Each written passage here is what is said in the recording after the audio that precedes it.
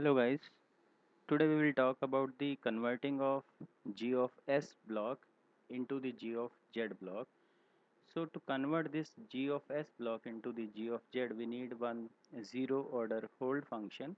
This function is what if you are changing something into something, you need a system. So this ZOH is what that system, and for this ZOH system we use this term 1 minus e to the power minus ts divided by s.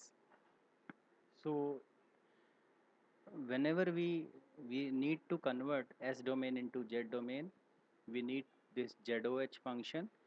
So if you look at here the problem, in the problem this function may be given or may not be given. So if this function is given, that is okay. If not given, so you must remember this 1 minus e to the power minus ts divided by s.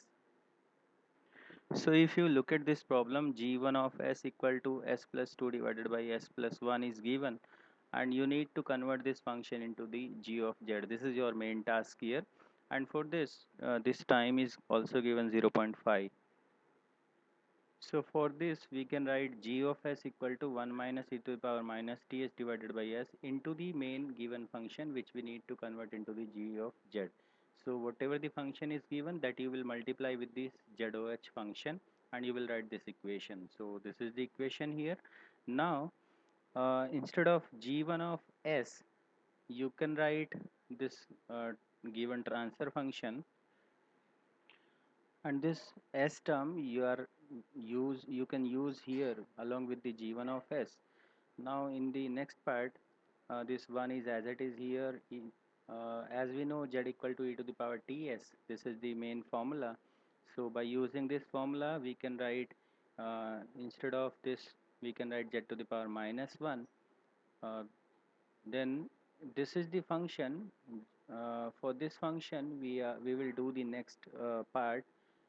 You can say, the for this function the taking of z transformation is pending. So we are going to find the z transform of this function, where we will represent by this function by g2 of s. So g2 of s equal to, say, g1 of s divided by s.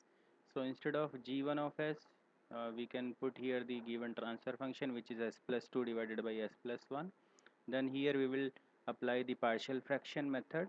So we have the s here, so we will write a upon s. Then for this function we will write b upon s plus 1. Then by using the partial fraction method we will calculate the value of a and b. So you will get a equal to 2 and b equal to minus 1. Then you will get this term. Now if you take here the inverse Laplace, so for this g2 of s you will write small g2 t, and for this you will write 2, because 1 upon s will become 1, and for this function you will get minus e to the power minus t. If here you have 1, so you will write minus t. If say you have here 2, so you should write here minus 2t. Then instead of this t we can write k into t, so we will replace t with kt. Then in the next part, if you see here, g2 of z equal to, now we are going to use here the formula. uh, so we will write here 2z upon z minus 1 minus z upon z minus e to the power minus t. See here you can skip these two equations, so it means you can write this equation number 13.44 directly from this, by using the formula, where we have here the 1 upon s. So instead of 1 upon s we can write z upon z minus 1, and if we have 1 upon s plus 1, so you can write z upon z to the power, I'm sorry, z upon z minus e to the power minus t.